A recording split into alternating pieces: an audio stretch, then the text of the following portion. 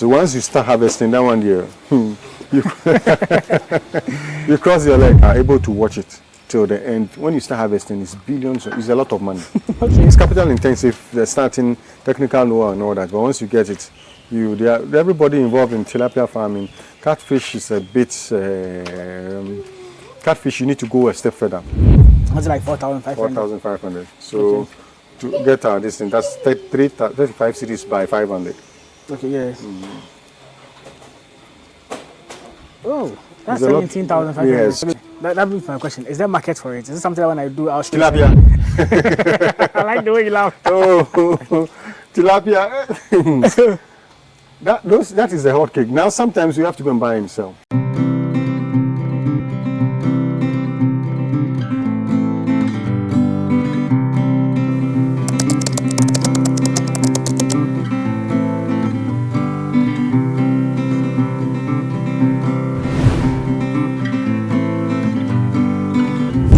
So welcome back to another exciting family week in Ghana. If it's your first time seeing me, I'm Charles, and on this channel we talk about farming and agriculture here in Ghana. We are still on fresh farms here with Mr. Prince. On the previous video, we had a look at broiler farming. If you're a beginner going into the business, what you need to know about broiler farming.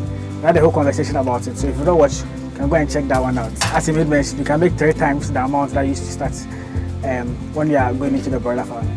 But in this video, I'm going to look at fish farming, mainly tilapia farming. He does tilapia farm in his home, right, at his backyard, if I call it. We are going to look at how to go into tilapia farming, how to do sustainable farming. Maybe you don't want a big farm, you want something similar in your home, like what he has, and do tilapia farming for it to work for you. But you realize that most people are into fish farming in their homes, and there's many catfish. They don't do tilapia, but he does the tilapia here with this tarpaulin pond. We're going to look at that. Before we get into it, make sure you like this video so to promote to other people to watch, be inspired, and to learn a thing or two from it. Subscribe to the channel so we go together. The goal for the year is to reach 100,000 subscribers before the year ends. So please subscribe and be part of this awesome channel. And like this video as well. Without what I do, let's jump right into the video. So Mr. Prince. Yeah. We are here again. Okay. This is the final part on fish farming. Fish farming, okay. We want to know, just like we did for the broilers and the turkeys. Okay. If someone wants to go into tilapia farming, how do they go about it? Especially using the tarpaulin pond. Tarpaulin pond, okay. What goes into it? Especially if you are even doing it to do the breeding, or you are doing it to sell it to other people for the consumption. How do you go about it? Okay. So tilapia farming is just like any other farming. You can do it in several ways. You can do the concrete ponds. You can do the mud pond, the one on the you dig the ground and do the layers of the earthen pond also. Or you can opt for the tarpaulin pond. Unfortunately, tilapias don't really do well in tarpaulin ponds. Okay. So once you are doing it, then you should know how to manage them, how you want to go about it, and then the kind of probiotics and all those things to get them on the same. So there are two. If you want to do tilapia farming, there are 2 things you want to do.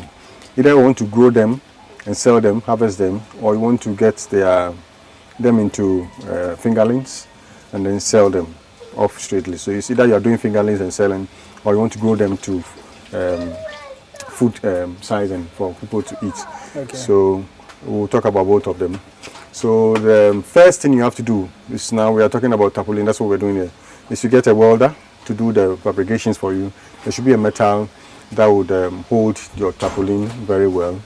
So you do the metal, the welder will do, depending on the size. What we have here, we have about, this is about, let's say, like 15 feet by 6 feet. This can take about 1,000 tilapia. Okay. So depending on the size of the number of tilapias you want to do, then you can be advised by the size you want to do. Mostly the water level should be 3 feet up, so that even when the sun is hot, they can comfortably be under and nothing will happen to them. Okay. So you consider the height. So sometimes the height you can do 4 feet of the tarpaulin, and the length can be as big as how you want the fishes to be inside. So you do that. The water should do that for you. Then you should get the tarpaulin. You should be able to do the tarpaulin. The tarpaulin, what we do is just do a bag. So you get super glue. When you buy tarpaulin from town, then you get super glue.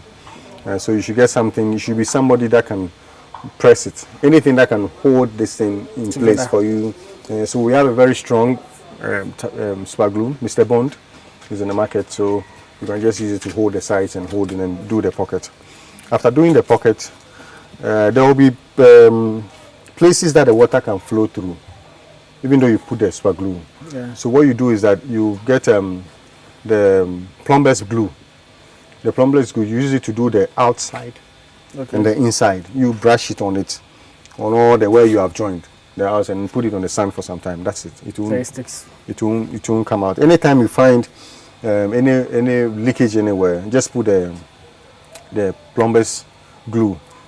It's made to hold water. That's how come it's used to join water, the PVC pipes. Yeah. So then you put it there, it will just stop it. Okay. So once you are that, you have your metal and everything, you're able to. I'm trying to teach such that you can do it at a lesser cost. Because if you are getting somebody to do this and do that for you, maybe the fabrications you can't do it, but this one you should be able to join it. Yeah. We did it ourselves, all the ones we have. So you get that in place and you put it. Now the next thing to consider is the type of water. It's very, very important. Tap water is out. Tap water that is from your tap. Don't fetch water straight from your water hole, put in your tap and just fetch it into give it to them. and come and say you're putting fish inside. That's your end. There's calcium. There is what's the name? Chlorine gas. They actually put chlorine gas in the water to able to kill every. It's not toxic to human being. To kill every kind of parasite or bacteria in water before it gets to you. It's put in where they do the treatment of the water. But it's very toxic to fish. Any fish dies instantly when they take it. When they fall in anything that has what is the name? Chlorine gas inside. So you have to. Tap water is out. The only way to use tap water, as we are using here, is you have to get a separate tank. Then you fetch the water inside and allow sun to. Chlorine gas evaporates with sun. Okay, when it's exposed to sun or exposed to normal light, or so by 3-4 days, it's ready for you to use it for your. So if your source of water is the tap, then you have to store it. After 3-4 days, then you can transfer it into the tank that you're going to put the fishes inside, and you put it inside. Sometimes you can use other things, vitamin C and all that, but that is costly. You have to buy a lot of vitamin C to put in such water, a lot of water. Vitamin C? Only vitamin C. Okay. You mix it inside and all that. It's expensive. Why not use the sun? So you have to, instead of using tap water, then you have to get 2 tanks. Yeah. After all, the sun is scorching. Last year I started scorching too much. You can make use of it. So then you put inside and transfer it. Okay, so I believe you guys are enjoying the video, but just spend me 1 minute of your time. If you are interested in starting your own poultry farming this year, as this year is a Aquaculture period, if you want to start your own poultry farming in Ghana, you need quality day-old chicks. Do reach out to me for all your affordable quality day-old chicks. And at 28 cedis per day-old chick, you can be able to start your own poultry farming in Ghana. The breeds that are available are H&N Brown Neck, Lowman Brown, and Highland Brown. I repeat, H&N Brown Neck, Lowman Brown, and Highland Brown. If you need the white versions for these birds as well, they are also available. If you also want to buy battery cages, you don't want to do the depilator, you also need battery cages as well. Being it the A shape or the H shape, or 4 tiers or the 3 tiers, do reach out to me as well. Using the number on the screen, and we can be able to supply them to you at affordable prices. If you're also into catfish farming, being it the tarpaulin ponds that you need, or the fingerlings that you need to start your own catfish farming in Ghana, just reach out to me using the number on your screen. All right, let's get right into the video. Apart from that, you can use borehole water. And even that, you should make sure the water is not hard. Okay. The only way to find out the water is hard water is to try to use soap. The level of hardness of the water will determine the quantity of soap that will go inside. Okay. I'm just using a simple method to you can decide to get an expert to come and test the water, but it's expensive. I remember just to cut you short, in school they were teaching us hard and soft water. They said hard water doesn't lather easily with soap. No. So if you are washing, you would use a lot of soap. It doesn't lather easily. So but the soft one, you can easily. So if you are using borehole water, use that method. If you use a little water and it's okay, then it's conducive for the fish. Okay. But if it's very hard, then you still have to use the same method to fetch the water into the tank. Oh, okay. So for it to sit down. so that that hardness will come down. Okay. Realize that when water sits in the bucket from the borehole, you see that it draws a mark inside the bucket. That's how dangerous it is for the fish. Oh, okay. So water from such places, rocks and all that, you find that the fishes don't go to the rocks. They come when the water is drained to a particular place, and they come and settle inside. So water from Boti Falls and all that. You won't find fishes where the falls is dropping. No. Maybe the water is gathering somewhere, then they go and stay conducively inside. So when you check the hardness of the water you want to use, that's if it's a borehole. If it's okay, fine. And salt. If there's salt also inside, tilapia doesn't do well. You don't find tilapia in the sea, no. They are in rivers, so they don't like salt also. They like a freshwater environment. So if the place is salty, you have to get a new source of water. That one you can't do anything about it. You do a new source of water, then you can get it. So once you have gotten your pond and everything in place, and you've sorted out your water source, then the next is the breed, where you get your tilapia from. Both if you are doing for fingerlings and you are doing for harvest, you have to know exactly where you are getting your fingerlings from. So normally you have to get referral, and you do try and error. If you have the money, you get a number of ponds that you can have, maybe 100 and 100. It's always good to pilot before you go and do the big one. So maybe you get a referral from somebody who knows it, and this person is doing this. Okay. So I've tried it, so then you buy the fingerlings from there. Maybe you try and get those that have developed gills and all that. Don't buy, if you are not an expert in keeping fingerlings at a very tiny age, don't buy the ones that have not developed. You buy the ones that are maybe a month. You say they're like juveniles. Yes, the juveniles. For catfish farming, they also advise the same thing. The juveniles. That one you can manage them even at. So it's best you don't go for this, because when they are very small at the starting age, they eat powder. Okay. And that very powder is even toxic to them. So you should know when to. If you don't have a filter, even a filter at that age, still you have to change it, the water and all that. So it's difficult to manage them around that time. But if you get the juveniles, then you are good to go. So if you get it from somebody who is recommends for you, buy the juveniles and then you bring them to your pond. When you bring, you're bringing them. Okay, so once you get the juveniles and you are bringing them, there are two ways. I want to get into getting fingerlings or juveniles or whatever and selling them, or I want to make production and get tilapia big size and sell. So if you want to go for the reproduction, then you get direct fingerlings or juveniles. Okay. Those ones are direct. That means nothing has happened to them. We have the reverse, which we have castrated them, or we've added the females. Both when you give birth to them, both the male and the female, you don't know them, but you apply a system that will castrate them and turn all of them into males. Okay. That one is done to get the size of the production bigger.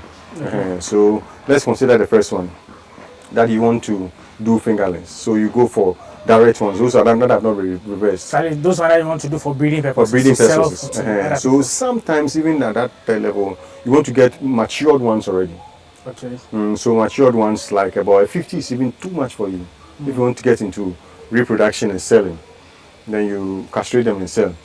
Those who buy, most of them don't do reproduction. They want to sell them for meat. Yes. So you want to do that. So even 50 is too much because they reproduce at a very high rate, very a lot. One tilapia can just give birth to about 2,000. Right. Yes, can give birth to about 500. Just like catfish, when you are doing the breeding, yes, a lot of them. So even when you do 50, then you are that one a lot. You want to. So once you get that, you get them into the pond. If they are juveniles, then you have to feed them till about 3 months. Tilapia should start reproducing. Okay. So once they are inside the water like that, you should be able to, after 3 months, let's say I have 20 tilapias.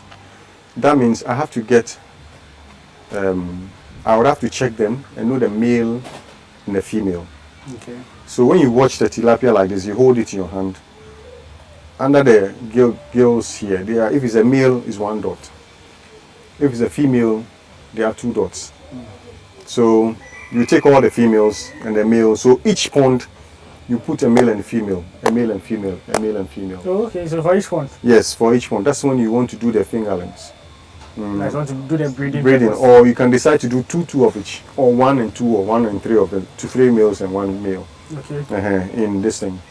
1 pond. 1 pond. So you have that's what you want to do. So maybe a smaller pond, 4x4, 4x4, or even the tanks, the white tanks that you put the hydrogen peroxide inside. Yeah. That's why you can cut it and then have half. So you can put them 3 to 1, 2 to 1, or 1 to 1, or whatever, and then you put inside. So once you realize, you leave them. If a tilapia, I don't know how they meet. I've been watching on net, but when you watch this pond, it's green. We've not changed it, but we put in pots in the corners for their privacies. So we don't know what they do in there. But by the time after 3 months, you should expect a lot of babies walking around, and they are so tiny that if you are not careful, you don't see them. If they come and you don't feed them, within 2 days they die off. They're like toads. So in that case, immediately you realize they reproduce, you take the male and the female out into another container and leave them inside. The small ones. The small ones inside. So that if now what you are going to do is getting the ones castrated. Once you have the flock like that, let's say you have a 500 tilapia fingerlings inside. Now you are going to sell off to people reverse. Okay. Because those out there, they don't want to get into that. You want to do fingerlings. So now what you are going to sell to others who are going to do the farming are reversed ones. Okay. Reverse means you are reversing their female from a female to a male. So that one is a very simple process, but it should be timely. It's done between the first month of the tilapia coming out. Okay. So what you do is that there's a chemical called empty. Empty. It's a very big word. Okay, that's a full. Testosterone, whatever. It's a. But we shorten it for empty. Okay. Let me see if I can get an actual word so that. Yeah, so maybe I can do pictures or something. Yeah. So, if you want it to, it's not common, but there's some in at Ashama now. We buy it from Ashama. There's a fish shop at Ashama. Okay. So then it's methyl testosterone, MT for short. So that chemical, there's a way you do it too. I'll send you the video for that one too. The same feed that you bought for the fingerlings, you mix it with. There's a way you mix it and you put it on the sun and all that. I'll send you that video. Okay. I'll send you the video how to mix it, and you mix it. So once you mix that chemical with the diet, it introduces a male hormone into the female. Both the males and the females will eat it, but it won't affect the males. The females are but all the females, their hormones will be changed into male hormones. Okay. So they all become hormones, male. Why do you do that? You do that because, one, you want to enhance growth. Once they are all made males, that means there will be no breeding. There will be lesser. It won't be 100%, maybe 99. You can get 100%, but you can get less than 99 too. So the reason why we do this is for growth. Males, when you castrate them, the only thing they think about is eating. And now it will reduce breeding. There will not be any breeding whatsoever. Okay. And then it will increase efficiency in terms of what you are doing. So now they are focused and all that. That's how come we do the castration. We do the castration. The males become bigger than females. Yes, tilapia. That's why you normally make them. Yes, tilapia males are very big. Tilapia female is big. Okay. Just like turkeys, you have the females are small. Broilers, the females are small. Layers are small. Okay. Layers are small. They don't go big. So female tilapia don't go big. So once you castrate them, then they all become. That's how come you have very big tilapias. So both male and female have now been castrated, and they focus on only eating for efficiency. Okay. So then the other question to the concern is the chemicals you put in, are the chemicals that affect you human? No. Looking at castration, you won't be concerned that as a male, if I go, it's just a hormone that is introduced. In fact, it's not a chemical for that matter. Okay. It's a hormone that is introduced into the female through the feed that comes to override the female hormones. Yeah. So it's not a chemical that becomes no. It's just a reversal, something to change the hormone that is in that makes him a woman to a male. Okay. So even though he has a woman's everything, no, it doesn't take seed, it doesn't breed, it doesn't have eggs for reproduction and all that. And that's the most efficient way to do tilapia farming. Or else then you'll be breeding, because if you go and bring 500 and let's say 250 are females, within 3 months the 250 they will all breed. And you have 10,000. You do Increase the numbers. Nothing will work. Okay. Nothing will work in the design. Nothing will work. Sure. I'm looking at the breeding system. So for catfish, what they do is they don't let them reproduce naturally. They strip the eggs off, take the males, sperms, put it on it, and do the hatchery. Yes. And tilapia, it is the only way, the natural way of letting them breed. Or that one should have a system like that. You can do that too, but you should have the system for it. When you are doing that, cutting them and bringing the eggs out, then you should have the system. That one, you have the hatchery should be it should be a standard hatchery, just like that catfish. Okay. If you have a simple system, it won't work. It should be a hatchery that is covered.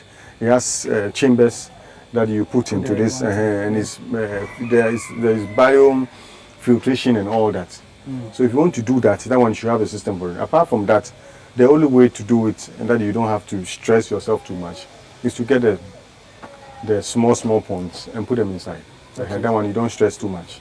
So that one they'll just do their mating. You do the mating, they give birth, you take them out and then castrate them. Okay. You put the empty inside their feed. You mix the empty actually with the feed. You grind it. You put. Is it the powdered form or solid? The empty? The empty is the powdered form, straight powder. It's either powder or liquid. It's alcohol, something that so either you get it in both ways.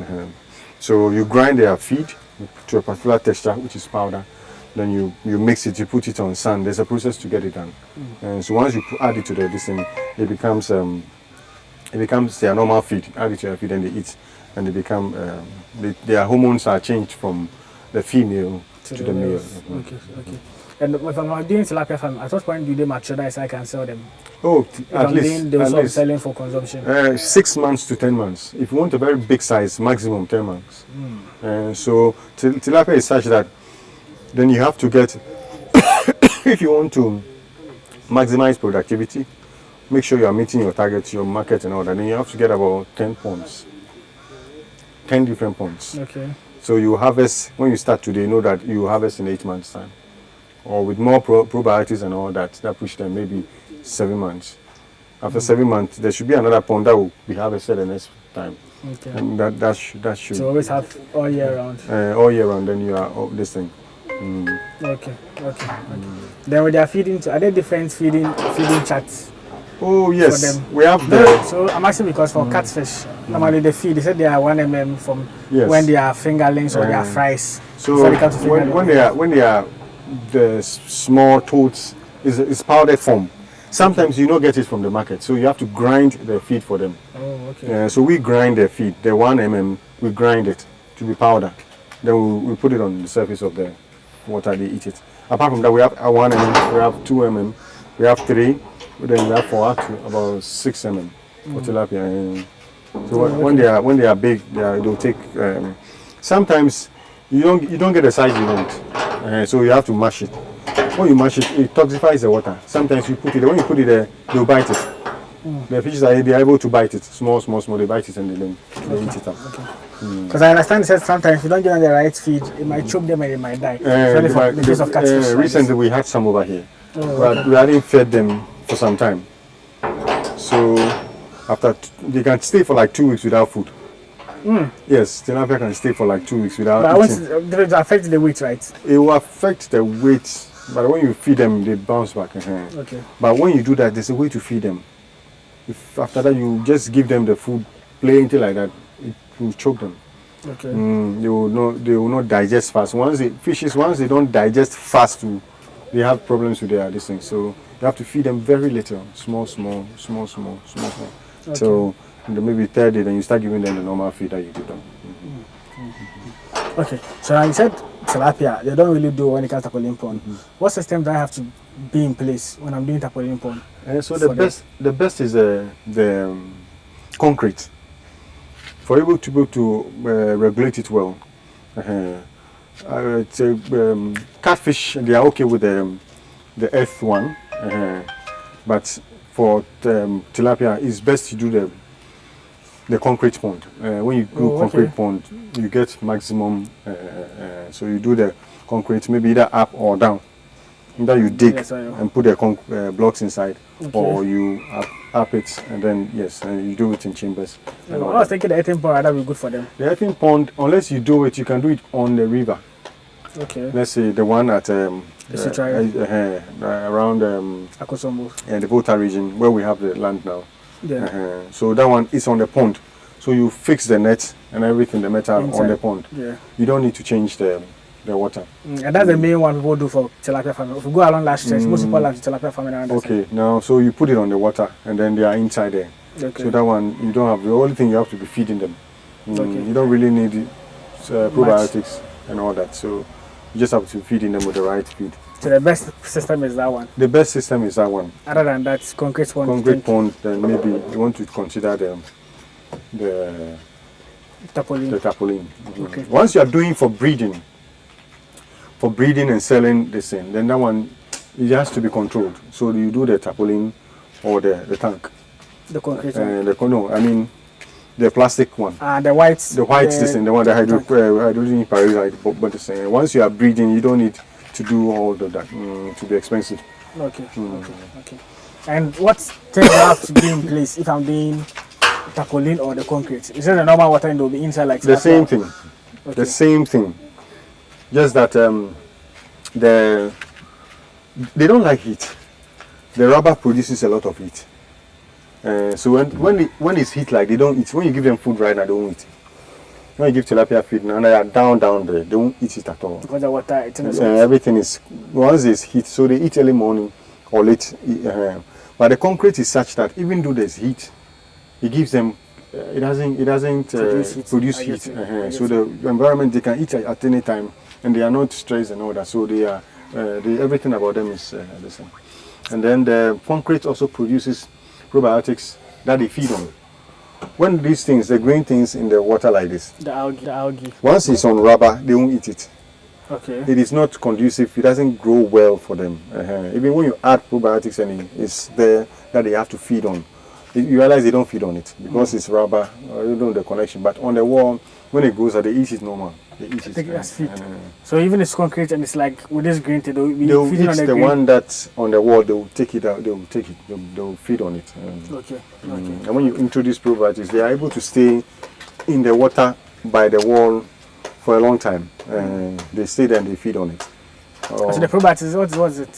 Probiotics are they are things that you add up to, let's say vitamins, that adds up to the feed that you give them. Okay. So sometimes they are there to take out toxins from the water, but at the same time the fishes also feed on them. When they feed on the toxins, the fishes also feed on them. Sometimes you want to put even sand in the concrete, in the tarpaulin pond, yeah. then introduce the probiotics inside the sand to take care of toxins and all that. At the same time, the fishes feed on them to gain their listing. I recently did a video on tarpaulin pond, and the gentleman it does is because it's the hybrid system between the RAS and the biofloc. Oh, okay. And the way he does with the tarpaulin, he puts sand, the beach sand in it. Inside, so once you have inside, then with the aerator and everything. Yes. But that one it's connected, so there's more or less like it's filters. That's a biofilter. Yes, exactly. The filtration. So once you have that, then you can introduce all that. Apart from that, then you have to change the water to be on the safer side. Okay. And so once you have the biofiltering process, then that one, the water can be inside for even 3 months. Yeah, his one said you don't have to change it. You don't have to change does it. Maybe once, if the filtration system, the pedals that take out these things, you realize it's dirty or too toxic, then you change it once. So you have to put sand at the edge of under this thing. Then you introduce the probiotics into the sand. Okay. And then you can put your water, add your fishes. So what happens is that the probiotics, they feed on the feces of the fish. Then it goes a cycle. Then the fishes also feed on the probiotics. Then it becomes a cycle. Then for them to feed on. It also increases the efficiency of their growth and all that. Apart from that, we have probiotics you can feed directly to the fishes. Okay. That one, then you have to get them. Then you put them with the feed for it to dry.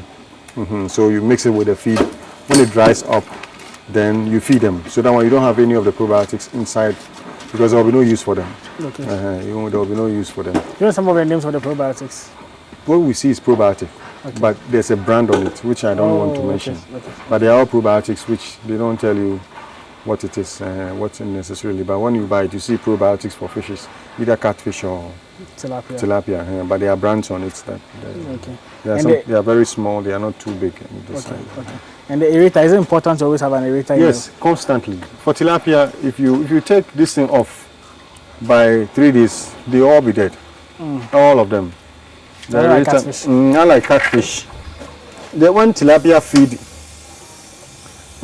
feed, the only thing to make them digest the food in them is the oxygen that we are pumping inside.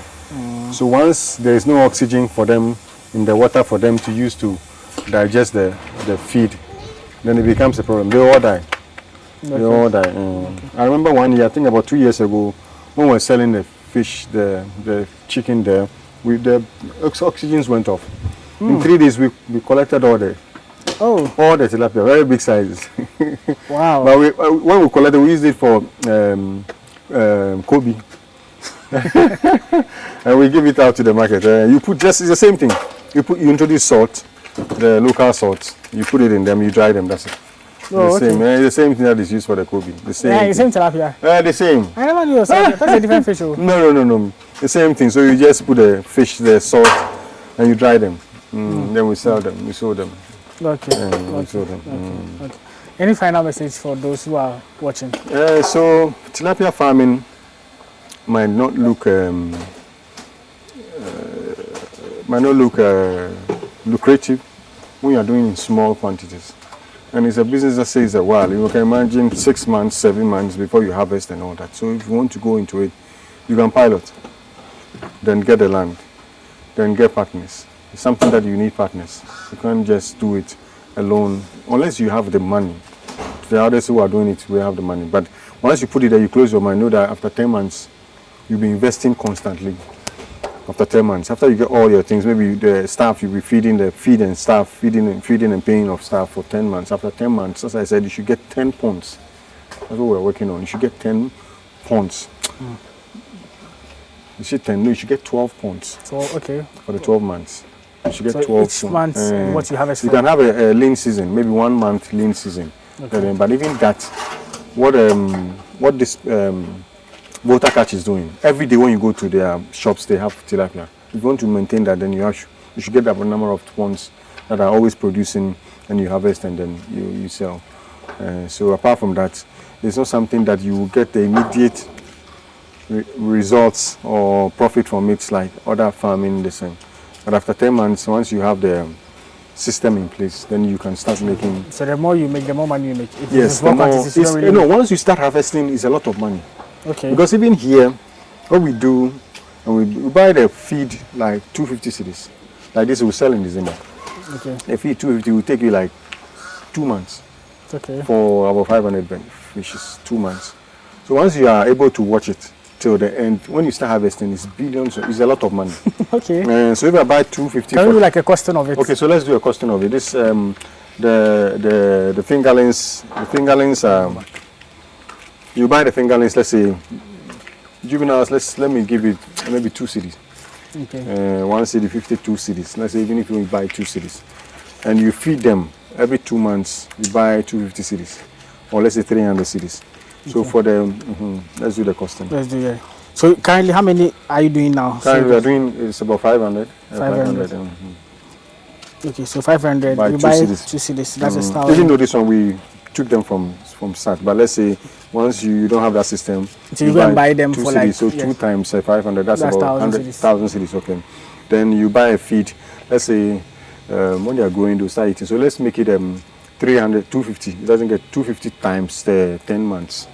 Okay. I'm even doing it worst case scenario, but they can feed on it for 2 months. The feed we buy, the 25 kg. Okay, that's 250 cedis. 250 cedis. But let me go, because when they are going, the more you feed them, starting you do 3 days, but you go 2 days and then 1 day. But you have to give them at a particular quantity. Okay. So let's say 250 by 10 months. Okay. 250 times 10. So that is 250 by 10. That is 2,500. Okay, so we add it to the 1,000. 3,500. 3,500. Okay. And the tilapia here, the average per, at the end of the season, the average we won't sell anyone less than one for 25. Let's say the average will be like 35. 35 cities. 35 Okay. cities. So the cost that you incur is 3,500. 3,500. Let's Apart look from at- the water that you, maybe you are using water, Ghana water. So those ones are. So let's say you splash, and so you don't even need workers. You need workers. No. You know you can do it. But this one is not too much work that it. Let's even ask an extra cost of, let's say, 1,000 cities. 1,000 cities. That's like 4,500. 4,500. So to get our distance, that's 35 cities by 500. Okay, yeah. Oh, that's There's a lot- 17,500. Yes, once you start harvesting that one year, you you cross your leg. Wow. So December we get it. This one is something we don't even pay attention to. Okay. In the morning he comes to feed them, he comes to feed them, she comes to feed them. Once they give them a phone, then we are going. When we want to change water, I open the water, then I start pumping. I will go to work. I give them 2 hours. I come back and I put the pump off. So we don't spend much time on it. But Christmas, what do we use for their dresses and all that? At least I can get that This for you. one, Yeah, it was yes, 17,500. Yes. And the cost of, like, let's say, That's even an 5,000. average. 35. Big ones we sell them 40. Oh, 45. yeah, I know that if you go to the market, they're very big expensive. ones. So I'm giving you an average between the small and the big. You didn't even say, I think let me say the cost was 5,000. That's 12,500. Yes. So that's how lucrative this one is. Once it's capital intensive, the starting technical know-how and all that. But once you get it, everybody involved in tilapia farming. Catfish is a bit. Catfish, you need to go a step further, which people are not doing. You have to be able to smoke. Those who are doing live, the grilling, live. Point and kill one. For point and kill one is a little bit limited because people don't really. I've not seen. A lot of people don't consume that. The live this thing. So, but if you have a system that you are grilling into dry fish, you can even export it. Yeah.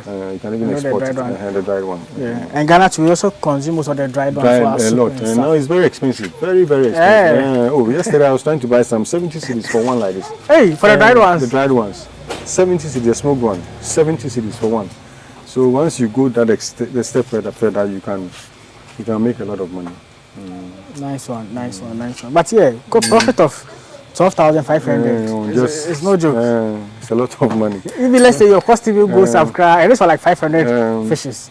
It's 6,000, 7,000. Still a lot of money. You buy the fingerlings 20,000 in large quantities. I have a customer that I cannot even produce. I cannot even get him to get it. So the one who gave me the introduction to this dealer is the one who gives him. He buys 20,000 every month. Yes, he buys 20,000 fingerlings every month. Wow. Yes, and 20,000 he's able to sell them every month. He's selling them. So Nice. That brings my question. Is there market for it? Is it something that when I do, I'll struggle? tilapia. I like the way you laugh. Tilapia. That is a hot cake. Now sometimes we have to go and buy and sell. Yes, after December, tilapia that we buy and sell. We stock and buy and sell because when they buy from us, going forward, you don't have this. It's a hot cake. It's a hot cake. It's a hot cake. So once you are able to do it.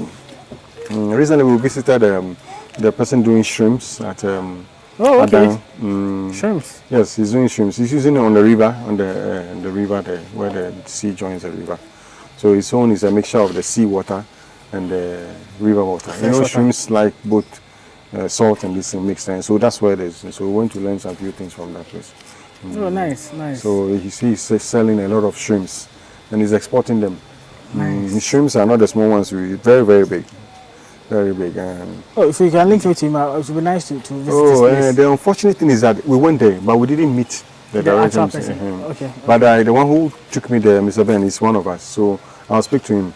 The only challenge may be that maybe you have to find a day to go with him to the farm. Place. Okay. I think Udemaya has done a video. They did a video some years ago. Some years ago, but the thing is he's still there. Oh, okay. That's the same place he did it. Nice. I guess he's the only person doing shrimp farming in Ghana. That's the only person as at now. I think he got the information that day, that's what I watched, and we had to go there. We did a lot of research, even from the University of Ghana, before he started that thing. It's a lot of research, but now it's a lot of money they export and all that. The day we went there, I think they closed the farming season, but they were doing the breeding of the small ones that they would transfer into the big the river itself. Nice. If there's anyone watching us, what is the difficulty when it comes to tilapia farming that you said they should watch out for? Oh, the difficulty is just go by what we have said, the water especially, the type of water to give the tilapia. That is the only thing that will give them. Tilapia, I don't see any sickness that has been spoken about tilapia, but the water and the toxic you introduce into the water. You have to change the water, the probiotics and all that. Once you are using them, you should know what you are doing, how you are introducing them, and how you grow them for the fishes to feed on them, and how they will feed on the toxics. The probiotic feeds on the feces of the so you should watch all that cycle and know exactly what you are doing. Apart from that, you change your water, you feed them, everything is okay, and then that's. But do you know how many times you administer the probiotics? Oh, that one. Once you put it in once you're using the soil type, and you put it under, and you introduce them, that's it. That's it. Okay.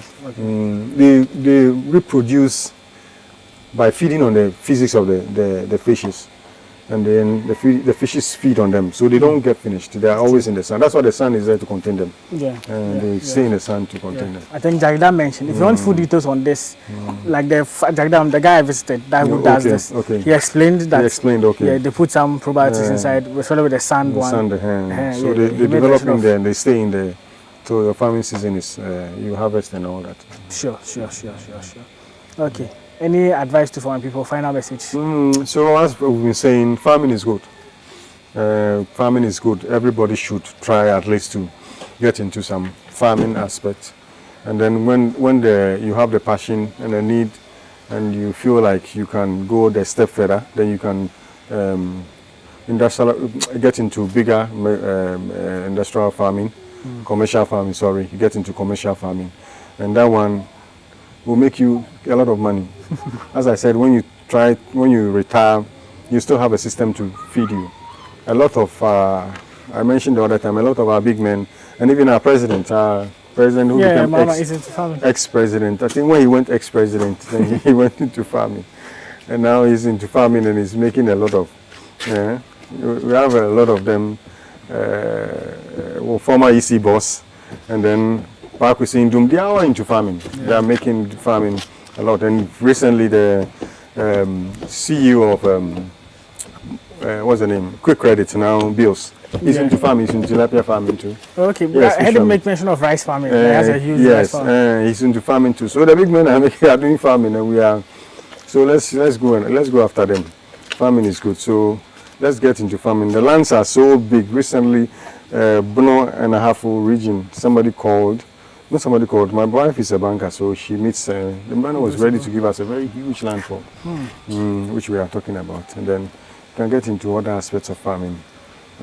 So in the next 5 years, when you meet us up there, we started somewhere. So don't waste time. We ask for the youth. We waste our time so much. We sit at corners with friends under trees and all that. It's not necessary. This is when you have the strength, you have the time, you can walk from here to the north. So this is the time to explore this thing, right? Rather than sitting down and chatting and playing dummy and all that, put your time into getting this and sacrifice a lot. And that is what farming is about. The small space you have at your backyard, knock a wood and start something. And I'm telling you, the partnership will come, the ideas will come and all that. And you join A to B. Most of the youth complain that they don't do it because you need capital to go into it. You don't need capital. We didn't need capital to start here. All the things over here, all the wood over here, all the structures over here, I did it myself with my kids. Yes, we know them everything. So you need a little much. But if you say what you used to buy, maybe every day you buy yogurt every day, that's about every day. If you say, okay, I won't eat yogurt again, you can start with that. It's a mentality, it's a mind. Now food is so expensive that you can decide to buy kinky 5 cedi and fish 5 cedi, and decide to buy a plate of this thing for 40 Ghana cedis or 50 Ghana cedis. That's how lunch can cost. Rate of what? Rice, fried rice. Okay. Even the fish can 5 cedis. The fish is like 50 cedis, 20 cedis. So okay. But you can know where to maybe buy egg or something. I'm saying that you can manage it. Then use that money to invest more into something. That will bring this in. Sure. So everybody should get on board so that we can get into. Nice one. So yeah, this will close out our video. It's been an interesting session looking at fresh farms, from the first video to the farm tour to turkey farming to broiler farming and now to tilapia farming. Yes, thanks for having us and opening your time. I know you are shooting it in the sun and today is a holiday. It's a holiday, but yeah, we are here. You have time for us. For God and country, for tomorrow's sake. We thank God for that. I like the way, even though your children are quite troublesome, but I like the way they are also all representing one way or the other, supporting. Who knows, when the business becomes big, I don't be the ones to manage it. Definitely, that's it. They will hold the fort. They will hold it high and make sure it stands. At least when they began early, they develop the interest. So and then, when they grow, they don't shy away from it. Very true. All right, thank you for your time. Okay. So like this video, subscribe, and I'll see you guys in the next one. Peace out. Bye bye.